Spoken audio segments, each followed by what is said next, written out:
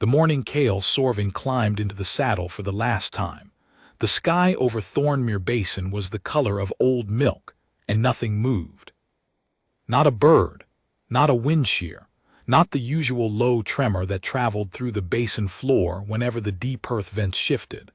The silence was the kind that pressed against the inner ear, and Kale had flown long enough to know that when the sky stopped breathing, something enormous was filling its lungs.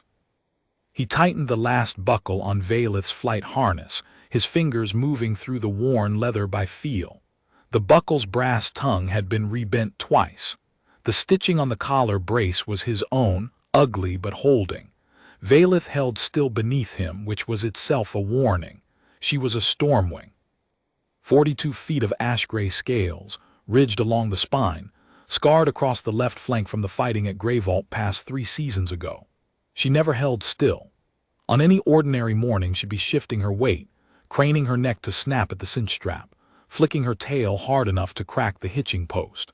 Today she stood like carved granite and stared east, and the pupils of her amber eyes had narrowed to slits so thin they looked like cracks in glass.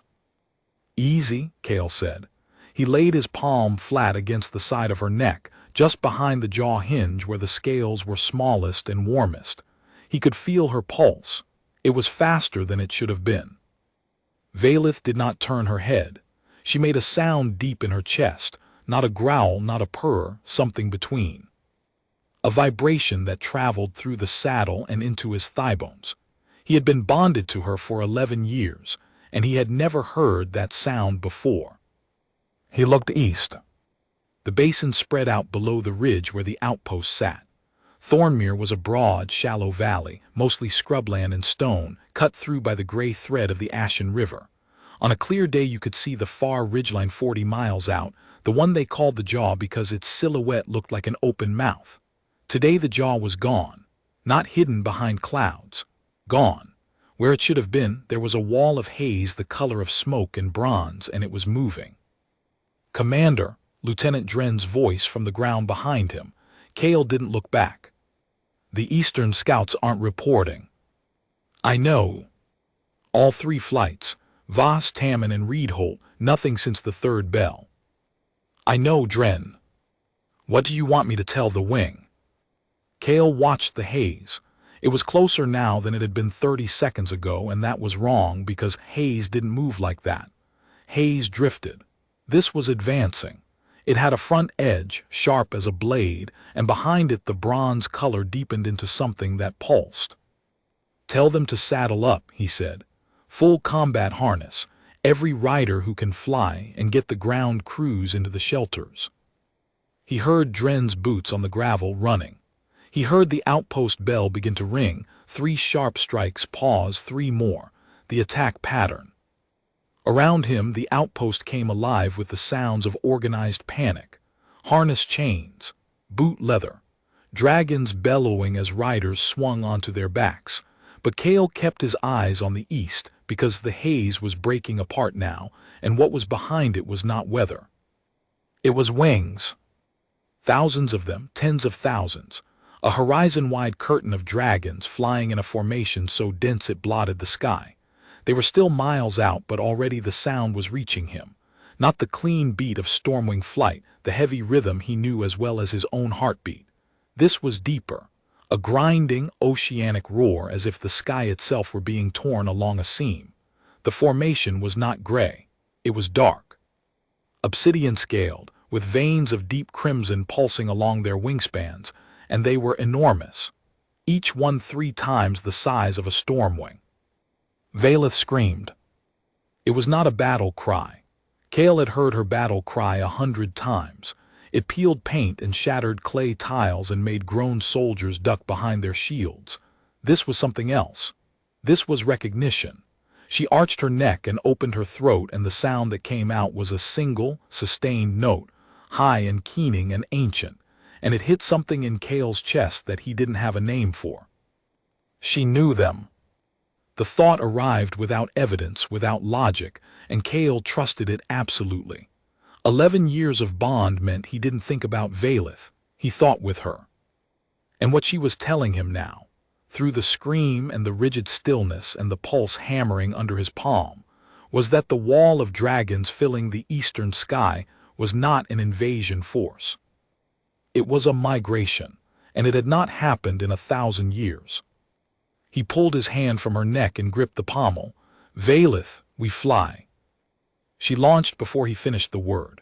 No run-up, no crouch, just an explosion of muscle and sinew that slammed him back against the cantle and drove the air from his lungs.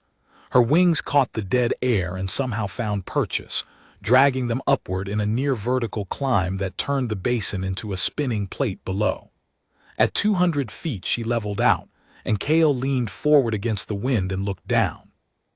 The outpost was a cluster of stone buildings and wooden hangars at the base of the western ridge.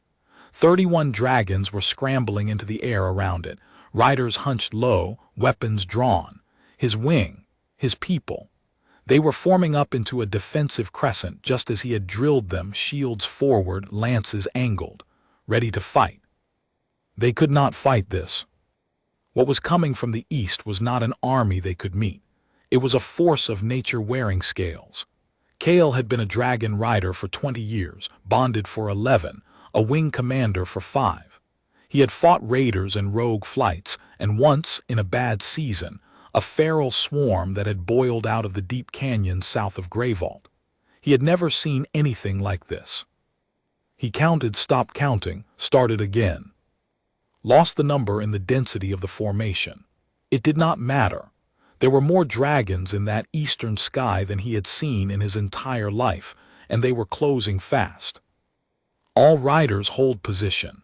He didn't have a speaking horn, so he pitched his voice the way the old flight masters had taught him, from the diaphragm, aimed at the gap between the wind and the wing beat. "Do not engage. Hold your crescent. Nobody fires, nobody charges. If they wanted us dead, we would already be ash." He wasn't sure of that, but he was sure of what Verath was telling him through the bond, which was that this formation was not hunting.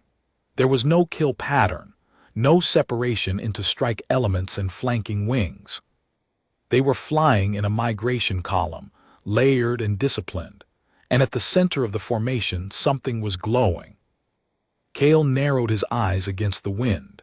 At the heart of the column, surrounded by the largest of the obsidian dragons, there was a shape that didn't belong. Not a dragon, not a rider. Something that burned with a pale golden light, carried in what looked like a cradle of interlocked tails, and it was small, impossibly small against the scale of the creatures carrying it. Verath banked without being asked. She turned east, directly into the path of the oncoming formation, and began to fly toward it. Verath, no. She ignored him. Her wing beats deepened, steadied, took on the rhythm he associated with long-distance cruising, not combat maneuvering. She was not attacking, she was approaching, and the obsidian dragons at the leading edge of the formation did something that made every hair on Kale's body stand up. They parted. Like a curtain drawn back from a window, the front rank split down the middle and peeled away to either side. Behind them, the second rank did the same. Then the third. A corridor opened through the heart of the migration column, wide enough for a dozen stormwings to fly abreast, and it led straight to the glowing thing at the center. Verath flew into the corridor without hesitation. Behind him, Kale heard Dren screaming his name. He heard the wing break formation, riders peeling off to follow, but the obsidian dragons closed the corridor's entrance behind Verath like a door slamming shut. One of Kale's riders, young Voss's replacement, a woman named Halleck, pushed her stormwing too close to the gap before it sealed. An obsidian dragon turned its head toward her, and the stormwing locked its wings and dropped 50 feet in pure, involuntary terror. Halleck's curse echoed up through the wind and then was gone. Kale was alone in the column. Just him and Verath, surrounded by creatures that could crush them without effort, flying toward something that burned gold in the distance. The temperature inside the corridor was different, warmer. The obsidian dragons radiated heat from their scales, and the combined warmth of thousands of bodies turned the air into something thick and dry, like the inside of a forge. Kale's eyes watered. His flight leathers, designed for the thin cold of altitude, began to stick to his skin. And the wind inside the corridor carried sound. Not just the wing beats, something beneath the wing beats. A low, continuous hum that existed at the boundary of hearing, too deep to be called a note, too structured to be called noise. It pressed against Kale's temples and thrummed in his molars and made Verath's scales vibrate under the saddle. It was communication. The Veranthi were speaking to each other through vibration, through the air itself, and Kale was swimming through the middle of their conversation. The obsidian dragons flanked them on both sides, close enough that Kale could see the individual scales on their flanks.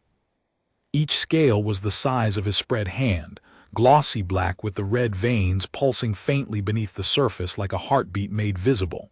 Their eyes were molten, gold and orange, and every one of those eyes tracked Verath as she passed, not with hostility, with something closer to scrutiny, assessment. The sound inside the corridor was overwhelming. The combined wing beats of the formation created a bass vibration that Kale felt in his teeth, in his spine, in the marrow of his bones. It was rhythmic, almost musical, a drumbeat played by 10,000 wings, and it was keeping time with something. With the glow. The golden light pulsed in time with the wing beats, growing brighter as Verath closed the distance. And now Kale could see what was making it. It was an egg, the size of a horse's barrel, cradled in a lattice of tails belonging to 4 obsidian dragons, each one larger than any creature Kale had ever seen. The egg's shell was translucent, glowing from within, and through the shell he could see movement. Something curled inside it, shifting, pressing against the walls of its world. The light it cast was warm and steady, and it painted the black scales of its carriers in shades of amber and honey. And it was cracked. Kale's stomach dropped. The awe that had been building in him since the corridor opened collapsed into something colder, sharper, dread. A single fracture ran from the crown of the egg to its equator, and along that fracture the glow was dimmer, cooler. The shell on either side of the crack was discolored, a bruised purple that spoke of damage, not hatching. Kale had seen enough eggs in the Stormwing breeding pens to know the difference. This egg was not opening. It was failing. Verath stopped. She hung in the air, her wings working in slow, deep strokes, matching the corridor's rhythm. Kale felt the bond open wider than it ever had before, so wide that for a moment he couldn't tell where his thoughts ended and hers began. She was showing him something. An understanding that traveled not in words but in sensation, in deep, instinctual knowledge that belonged to her species and not his. This was the last egg of a dying line.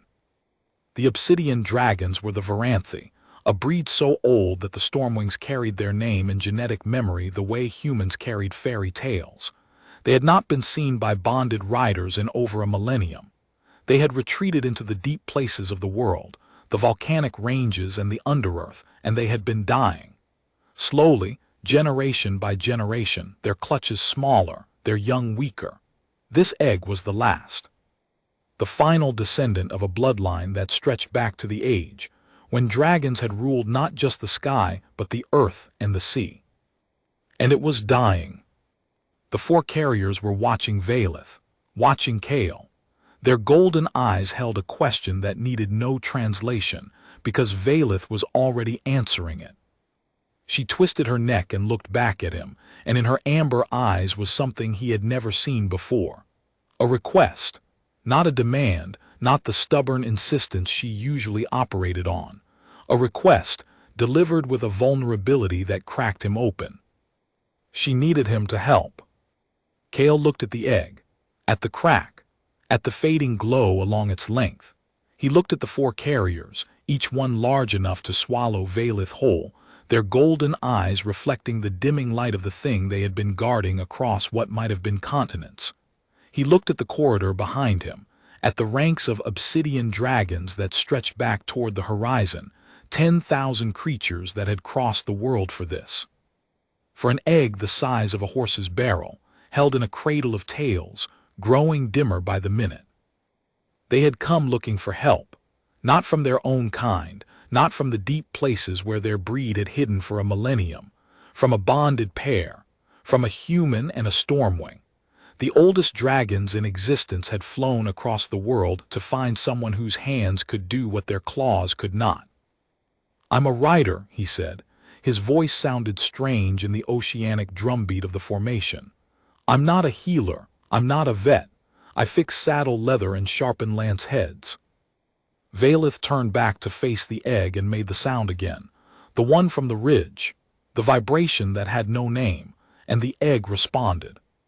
The glow along the crack brightened, just slightly, just for a moment, as if the thing inside had heard. Kale unhooked his harness. It was the most dangerous thing a rider could do in flight. Without the harness, one wrong bank, one unexpected gust, one twitch from Verath, and he would fall. At this altitude, the basin floor was a 10-second drop, but his hands were already moving, his fingers finding the buckles by the same feel memory that had fastened them 20 minutes ago. The harness fell away. He was sitting on Verath's back with nothing between him and the sky but his own balance. He stood up. In the saddle carefully, one boot on the seat, the other on the pommel. Verath adjusted beneath him, her wing beats becoming so smooth they were almost motionless, her body a platform as steady as stone. The four carriers shifted the egg closer, and the lattice of their tails tilted, presenting the cracked surface toward him. Kale reached out and put his hands on the egg. The shell was hot, not painfully so, but it radiated a dry, steady heat that sank through his gloves and into his palms and kept going, traveling up his wrists and forearms, settling into his chest. It felt like holding a living coal. Beneath his fingers, through the smooth, slightly rough surface of the shell, he could feel the creature inside moving. Slow, rhythmic shifts, a heartbeat that was too fast, the desperate pulse of something that was running out of time. The crack was directly under his right hand. He could feel it, a ridge in the otherwise smooth surface, and along that ridge the heat faltered. Cool spots, places where the shell had lost integrity and the warmth that sustained the developing dragon was leaking out. Kale had no magic. He was not a healer, not a mystic, not one of the old shell singers who had once tended the breeding caves with songs that could mend fractures and coax reluctant hatchlings into the world. Those traditions had died with the old order, long before his time. He was a soldier who happened to be bonded to a dragon, and the only skills he possessed that were relevant to this moment were the ones he used to patch torn flight leather and splint broken lance shafts. But his hands were steady. They were always steady. 20 years of riding in storms and combat and the screaming chaos of dogfights at altitude had burned the tremor out of him. And the thing under his palms was afraid, and small, and dying, and it did not care about his qualifications. He pulled off his gloves with his teeth. The bare skin of his hands met the shell, and the contact sharpened everything. He could feel the heartbeat more clearly now, and the slow movement inside, and the places where the crack was widest. He pressed his palms flat against the fracture and held them there. "Hold on," he said. He wasn't sure if he was talking to the egg or to himself. "Just hold on." One of the four carriers rumbled. The sound was not gentle. It was impatient, frustrated, the deep vibration of a creature that had been carrying its charge across impossible distances and watching it fade by the hour. The carrier's golden eye fixed on Kale, and in that gaze there was a question that bordered on a threat. "Can you do this? Or are we wasting what remains?" Kale pressed harder. The egg's heartbeat stuttered under his palm, skipped, resumed, skipped again. Each gap lasted longer than the one before, and in those gaps the glow dimmed and the shell grew cool and the small life inside became measurably less alive. "No," Kale said. "No, you don't." He shifted his weight, leaning his entire upper body over the egg, pressing both palms and his forearms against the shell, covering as much of the crack as his body could reach. The heat from the shell burned his skin. He could feel blisters forming on his wrists, the leather of his flight cuffs doing nothing against the radiant warmth. He did not pull away. The heartbeat steadied. barely, a thread of rhythm finding its way back. The formation flew on. The corridor stayed open around them, the obsidian dragons maintaining their positions with a precision that spoke of deep, ancient coordination. Verath held steady beneath him. The wing beats of 10,000 dragons continued their rhythmic thunder, and the glow from the egg pulsed against Kale's palms. Something changed. It started as a tingling in his fingertips, not unpleasant. Like the feeling of blood returning to a numb hand, a rush of warmth and sensation that spread inward from his fingertips to his palms and then up his wrists. The egg's glow brightened beneath his hands, not along the crack, not yet, but around it. The healthy shell on either side of the fracture began to radiate more strongly, as if responding to his touch. Verath made a low, encouraging sound. Through the bond, Kale felt something flow. Not information, not thought, something older. A warmth that was not temperature but connection, the deep-seated recognition that passed between a dragon and its bonded human when trust was absolute. She was channeling it, taking the bond between them and extending it outward through his hands into the egg, using their connection as a bridge. The creature inside the egg moved, not the slow, weakening shifts from before. A deliberate motion, a turning like a sleeper rolling toward a warm hand. It pressed against the shell beneath Kale's right palm and he felt the shape of it. A small, blunt head. The nub of horns not yet hardened. The ridge of a spine curled tight. It pressed against his hand through the shell and the heartbeat steadied. "That's it," Kale said. His voice was barely a whisper. "That's it, come toward the heat." The four carriers shifted. They brought the egg closer still, so close that Kale had to lean forward, his weight balanced on Verath's neck. He spread his hands wider, covering more of the crack. The tingling intensified. It was no longer just warmth. It was a current, a flow, and it was running both ways. Into the egg and back, into Kale and back, a circuit, a loop. He could feel the fracture beginning to mend. Not fast, not dramatically. The crack did not seal itself in a flash of light or a surge of power. It closed the way a wound closes, slowly, cell by cell, the edges drawing together as the shell rebuilt itself from the inside. The bruised discoloration faded. The cool spots warmed. The glow along the fracture line steadied and then strengthened, matching the healthy glow of the rest of the shell. Kale lost track of time. He lost track of altitude, of direction, of the formation around him. His entire world narrowed to the surface under his palms and the small life beneath it. He felt the heartbeat slow from its frantic pace to something steady and strong. He felt the creature inside stretch, uncurl slightly, shift from the tight defensive ball it had been locked in and extend one limb then another. Testing, growing confident. And then from somewhere vast and close at the same time, Kale felt something watching. It was not the four carriers. It was not the formation. It was something inside the formation that he had not noticed before, something so large that his eyes had mistaken it for part of the sky. At the very center of the migration column, behind and above the egg, there was a dragon that made the obsidian giants look like sparrows. Kale saw it only in fragments. A wing that spanned what looked like a quarter-mile, each membrane vein glowing with the same golden light as the egg. An eye the size of a barn door, ancient beyond measure, the iris a ring of molten gold around a pupil so deep it looked like a hole in the world. Scales that were not black but deepest indigo, layered and scarred and ancient, each one etched with lines that might have been natural weathering or might have been something written in a language that predated writing. The eye was watching him. Not Verath, him, the small, fragile, unmagical human standing on a stormwing's back with his bare hands pressed against a dying egg, and the weight of that gaze was the heaviest thing Kale had ever felt. Heavier than the full combat harness. Heavier than the grief he'd carried after Greyvault. Heavier than anything he had a comparison for. It was not hostile. It was not cold. It was the regard of something so ancient and so vast that being noticed by it was like being noticed by a mountain. It saw him. Not just his body, not just his hands on the egg. It saw the 11 years of bond with Verath. It saw the scars on his palms from saddle work and lance drill. It saw the night he'd slept in the breeding pen during the cold snap because the Stormwing yearlings were shivering and he couldn't leave them. It saw every small, uncounted, unremarkable act of care he had performed in 20 years of service, and it weighed them all.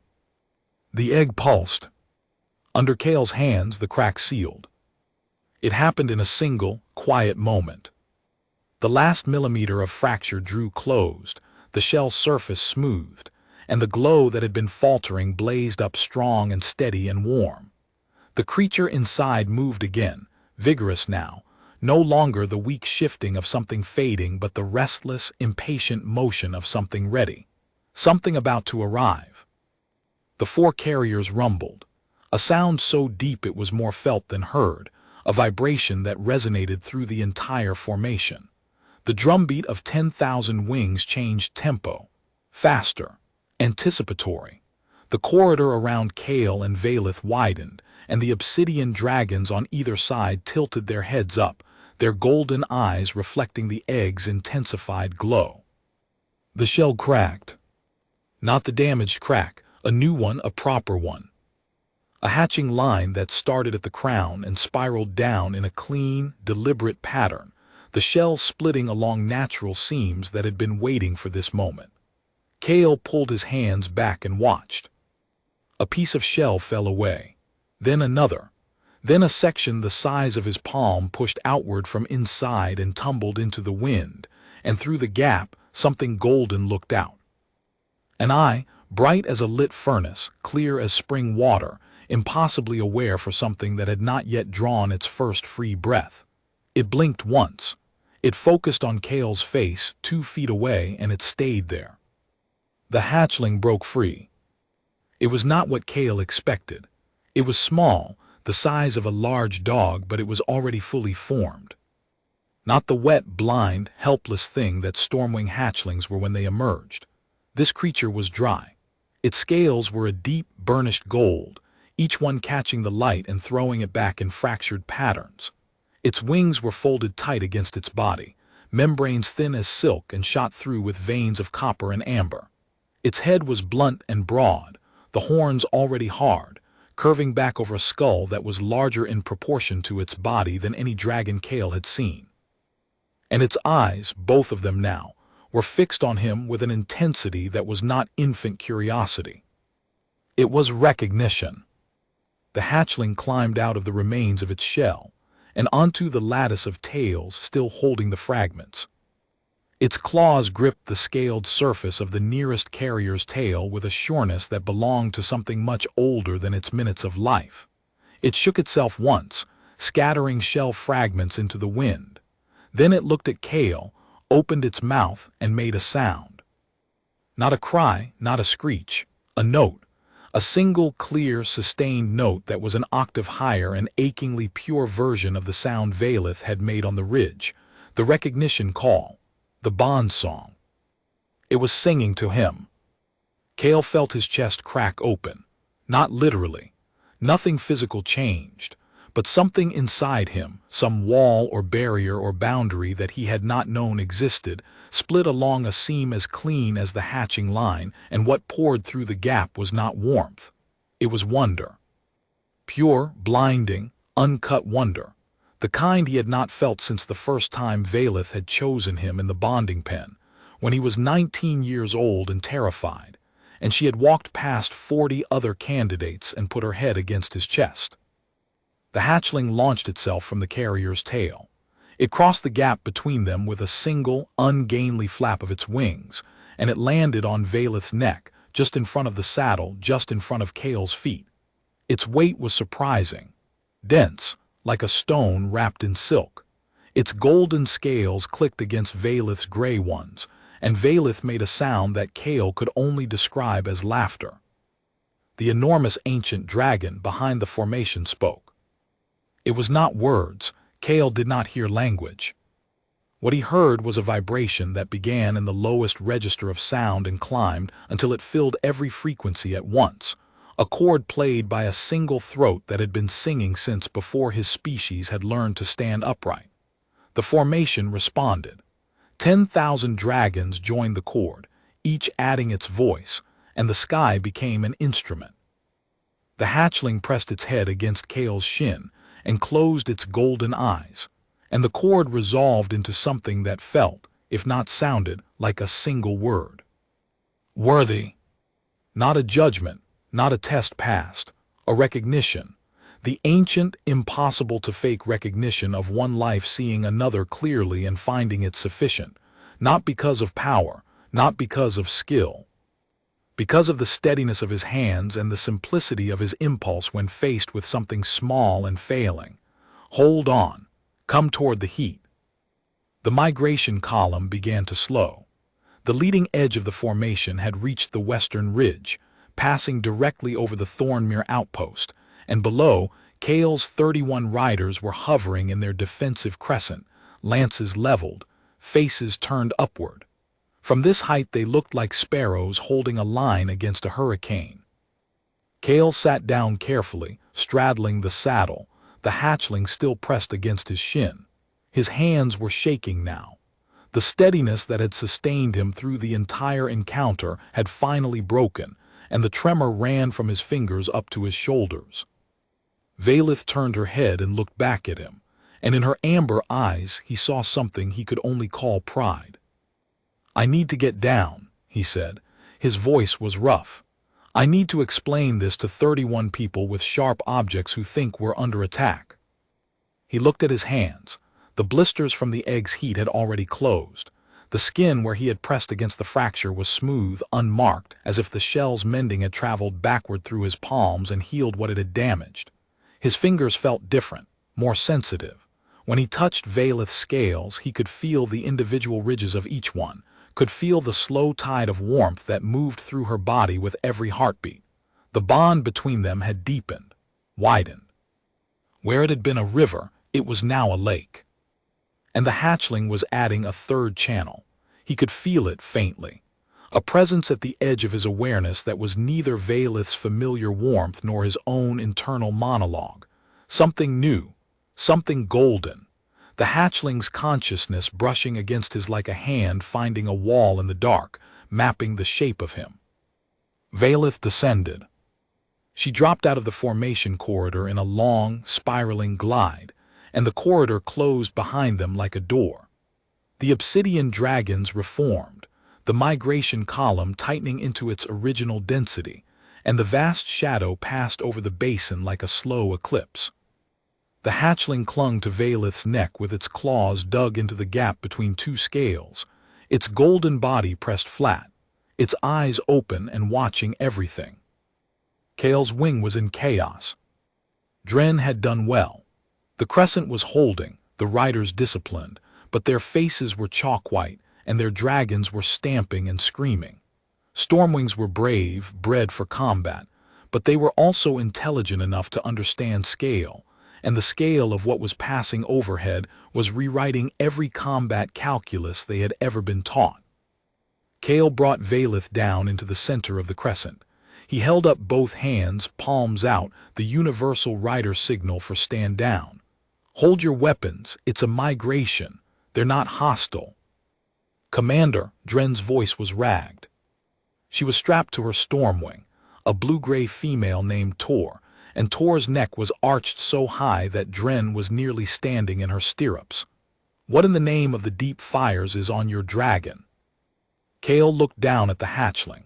It had raised its head from Verath's neck and was looking at Dren with a calm, golden-eyed regard that seemed to make a judgment about her in roughly 2 seconds before dismissing her and returning its attention to Kale.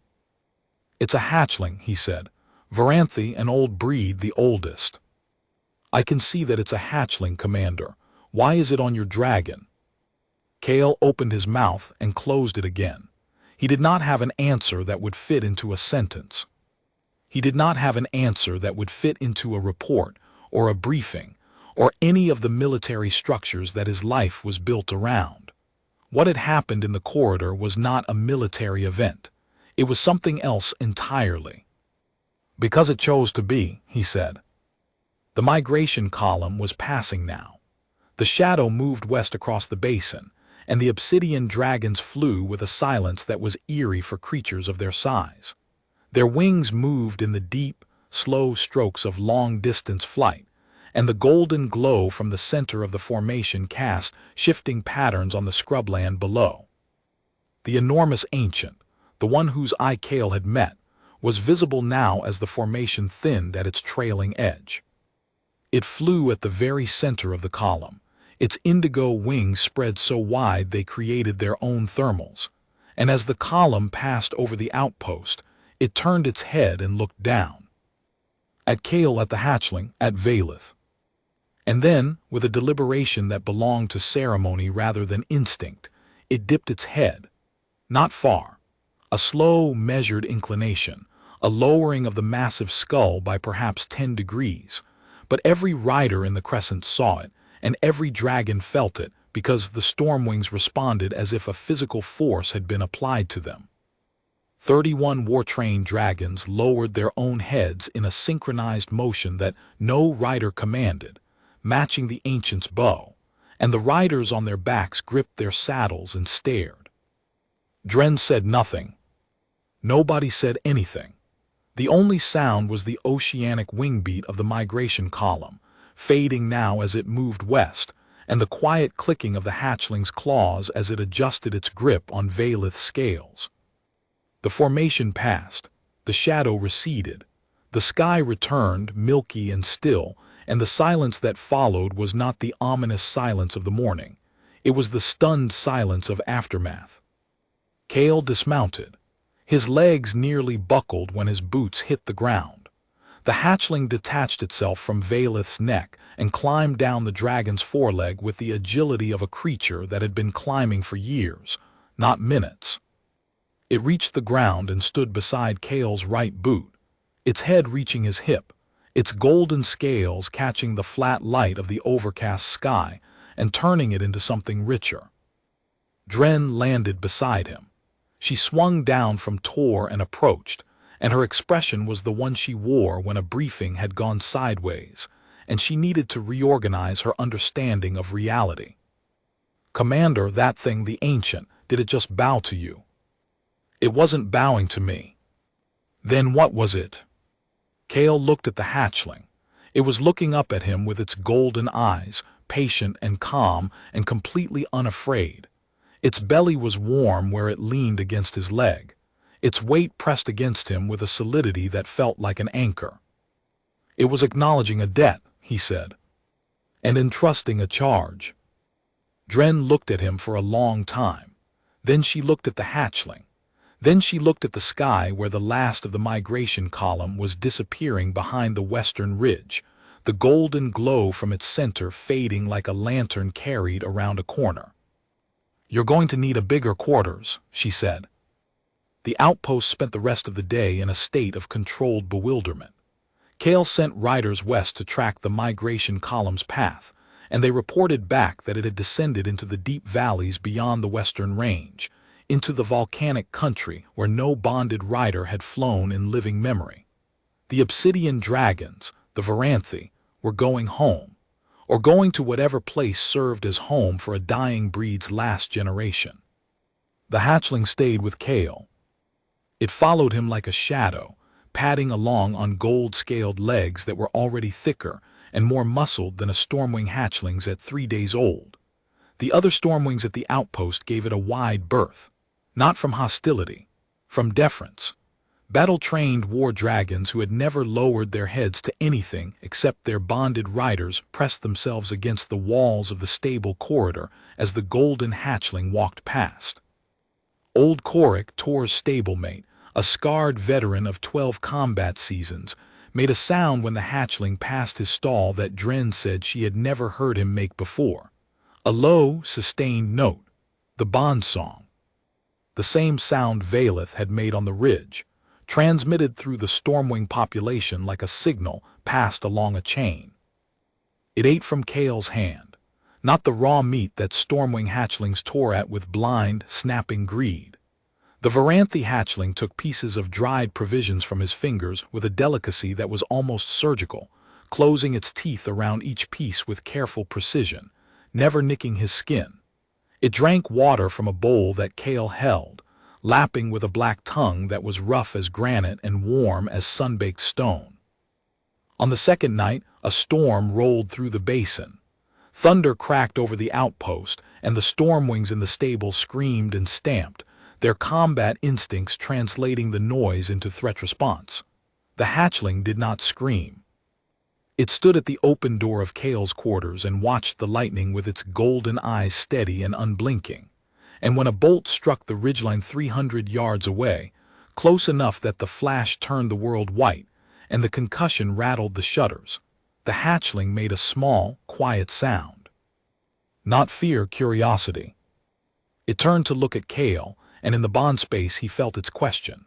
The question had no words, but its meaning was clear. What is that? And beneath the question, threading through it like a vein of gold and stone, was trust. The hatchling was not afraid of the storm because Kale was not afraid of the storm, and the new bond between them carried that certainty like a current. When he sat down to write his report, it climbed into his lap. Kale stopped writing. He looked down at the hatchling, which weighed roughly as much as a yearling stormwing and was radiating heat like a forge. It curled itself into a ball, tucked its head under its wing, and closed its golden eyes. Its heartbeat, steady and strong, pulsed against Kale's stomach. He put one hand on its back. The scales were warm and dry and had a texture like fine sandstone, smooth but not slick. Beneath them he could feel the structure of the creature's body, the dense musculature, the architecture of a skeleton that would one day support a wingspan measured in hundreds of feet. The hatchling was a seed, a compressed potential, everything that the ancient had been, waiting to unfold. And it trusted him. Not because of a bonding ritual, not because of the pen selection that had matched him with verath. This trust was different. It was earned in a single moment, the moment his bare hands had pressed against the failing shell and his first thought had been hold on.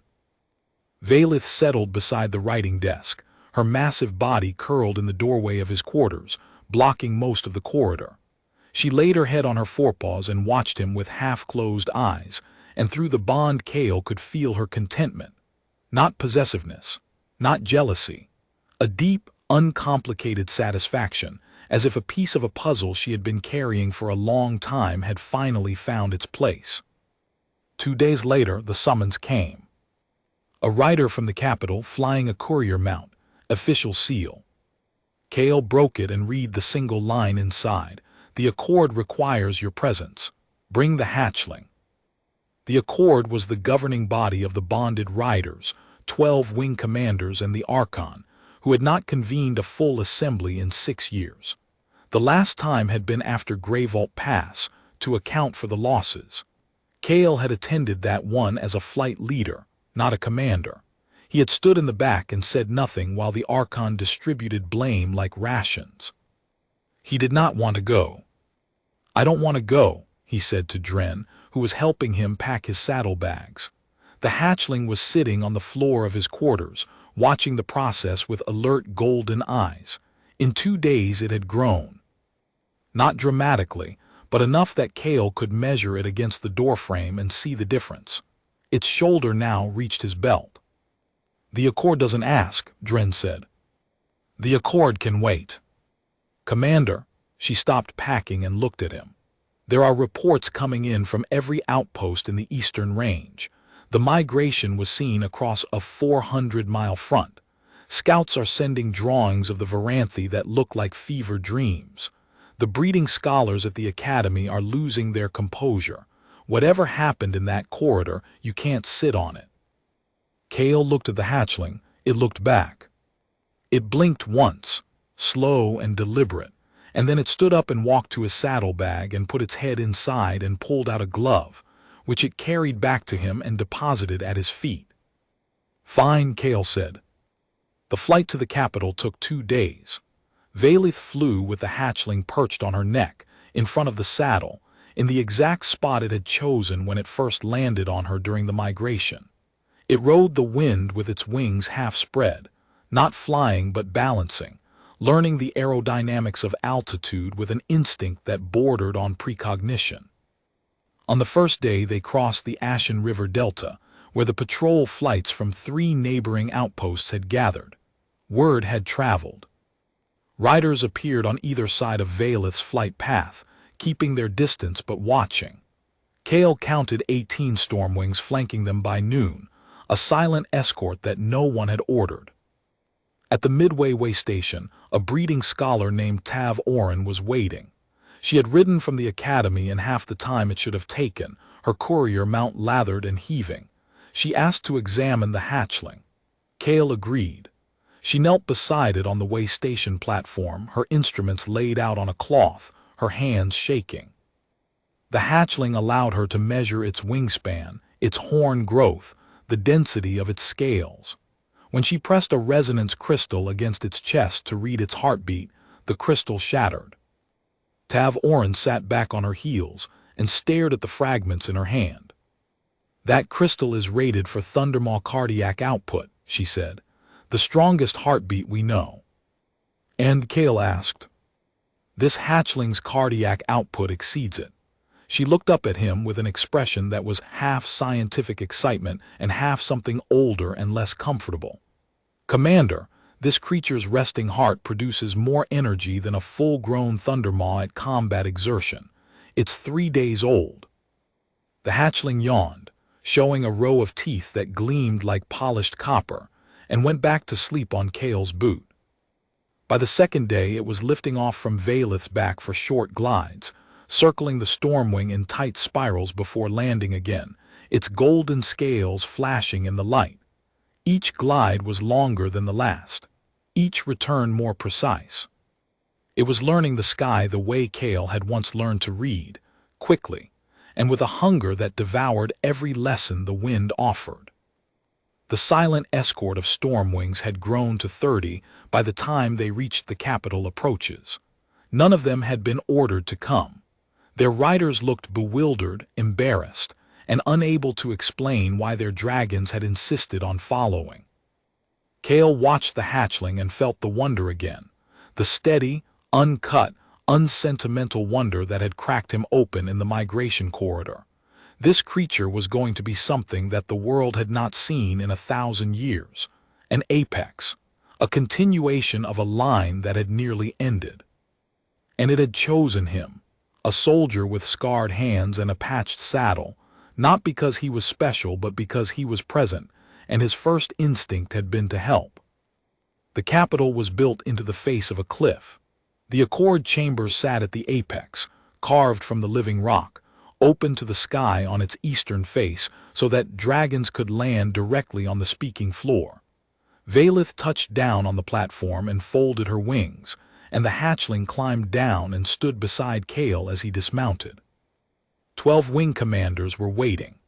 Their dragons lined the perimeter of the chamber, Stormwings and Thundermaws and a single Deepridge Black, all watching the golden hatchling with the unblinking attention of predators assessing something that didn't fit their categories. The riders themselves stood in a loose semicircle. Kale knew most of them by reputation, a few by face. Taurens of the northern wing, who had held the Grey Vault line when Kale's flight had broken through the feral swarm's flank. Marit Saloon, the youngest commander in the Accord, who had earned her post by flying a damaged Stormwing 60 miles through a hailstorm to deliver a warning that saved 2 outposts. Gadrick Vale, who had lost 3 riders last season and wore the loss in the deep lines around his mouth. They were not friendly. They were not hostile.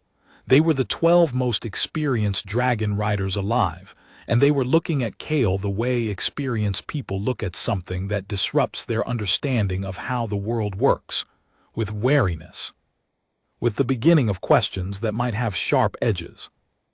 Gadrick spoke first. "Is it true you unclipped your harness in flight, inside a formation of unknown hostiles?" "They weren't hostiles," Kale said. "You didn't know that when you unclipped." Kale looked at him. "I knew it." "How?" "Because my dragon told me." The silence that followed that answer had texture.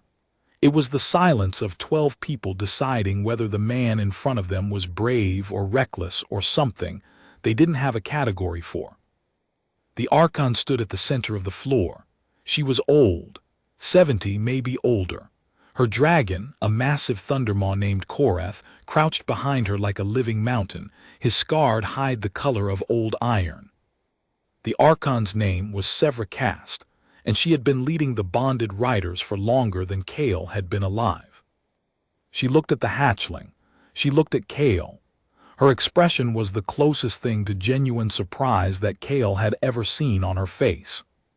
"Well," she said, "so the stories are true." "Some of them," Kale said. "The scouts say the Veranthi parted their column for you, that the last egg was given into your hands, that the great ancient bowed to your wing." "The ancient bowed to the hatchling," Kale said. "I was holding it." "Commander Sorvin," Gadrick again, his voice harder now, "the Accord has protocols for unknown breeds, quarantine, assessment, bonding evaluation by the scholars. You brought this creature here without any of that." "It climbed into my lap," Kale said. "I wasn't going to put it in a quarantine cage. It could be dangerous. It could be carrying parasites, diseases, bonding interference. We don't know what a Veranthi scion does to a pre-existing Stormwing bond." Valith, on the landing platform behind Kale, lifted her head and looked at Gadrick. She did not growl. She did not flare her wings. She simply looked at him, and Gadrick's own Stormwing, a heavy-built male named Brace, shifted his weight and angled his body away from her gaze. "The bond is fine," Kale said quietly. "Ask your dragon." Gadrick opened his mouth, closed it. His hand went to the saddle grip at his hip, the unconscious gesture of a rider checking his dragon's mood through touch memory. Whatever he felt there made him look down at his boots. Severcast was quiet for a moment. Behind her, Korath shifted his massive head and fixed one eye on the golden hatchling. The hatchling looked back at him without flinching, and Korath made a sound deep in his throat that might have been respect. "The breeding scholars have a name for what you are carrying," Severa said. "A Veranthi scion, the genetic distillation of an entire bloodline. Everything that breed was, everything it carried, compressed into a single individual. It has not happened in recorded history." "It's a baby," Kale said. "It eats jerky out of my hand and sleeps in my lap." The chamber was silent. 12 wing commanders and their dragons and the Archon and her Thundermaw, all looking at a man with a patched saddle and scarred hands, standing next to a golden dragon the size of a large dog. Severcast did something unexpected. She laughed. Not a polite laugh, not a political laugh. A real one, short and sharp, the kind of laugh that escapes before you can stop it. "Commander Sorvin," she said, "the Veranthi are older than the bonded riders, older than the Accord, older than this city. They were ancient when our ancestors were still afraid of the dark. And their last surviving bloodline has chosen to entrust its future to a man who describes it as a baby that eats jerky." "I don't know what else to call it," Kale said. "Neither do I," Severa said, "and that may be exactly the point." She walked forward. She stopped in front of the hatchling and knelt, slowly, the way you kneel when your knees are old and the stone is cold and the gesture matters more than the comfort. The hatchling watched her descend. When she was eye level with it, it leaned forward and pressed its blunt, golden head against her forehead. Behind her, Korath lowered his scarred head to the floor. Around the perimeter of the chamber, one by one, the 12 dragons of the wing commanders did the same. Not commanded, not trained. Each dragon lowered its great head in its own time, in its own way, some quickly, some slowly, some with a rumble of recognition and some in silence. The Stormwings, the Thundermaws, the Deepridge Black, each one bowing to the golden thing standing beside a rider who had nothing to recommend him except the fact that when something small and failing had been placed in front of him, he had put his hands on it and said, "Hold on." Kale stood among the bowed heads and felt the wonder settle into his bones. Not the blinding crack of the migration corridor. Something quieter. something that would last. The understanding that the world was larger and older and stranger than he had known, and that the place he occupied in it was not the one he had assigned himself. He was not a great warrior. He was not chosen by prophecy. He was a rider with a patched harness and steady hands, and that had been enough. Marit Saloon, the youngest commander, stepped forward from the semicircle. Her face was wet. She was not crying in any way she would have acknowledged. Her jaw was set, her posture rigid. But her eyes were shining, and her voice, when she spoke, had a roughness that had nothing to do with the altitude she'd flown through to get here. "What does it need?" she asked. Not to the Archon, not to the scholars who would inevitably descend, to Kale. He blinked. "It needs to eat. It needs to sleep somewhere warm. It needs someone to be there when the world gets too big." "That's what every hatchling needs," Marit said. "Yes," Kale said. "That's the point." Gadrick Vale had not moved from his place in the semicircle, but his hand was no longer at his saddle grip. It hung at his side, and the tension in his shoulders had changed. Not softened, redirected.